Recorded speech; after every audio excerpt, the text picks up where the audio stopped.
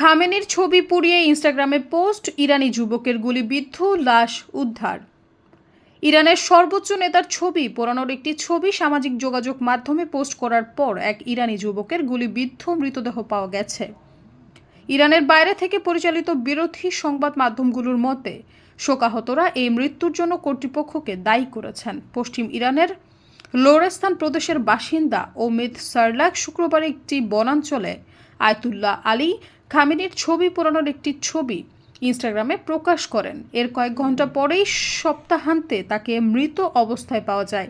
ইরানের সরকারি সংবাদ সংস্থা ইরনা তার শহর আলীগুদ্রের পুলিশ প্রধান আলী আসাদুল্লাহির বরাত দিয়ে একটি প্রতিবেদন প্রকাশ করেছেন, যেখানে বলা হয়েছে এক ব্যক্তিকে তার গাড়ির ভেতরে মৃত অবস্থায় পাওয়া গেছে এবং তার পাশে একটি পিস্তল পাওয়া গেছে, যা দিয়ে তিনি আত্মহনন করেছেন।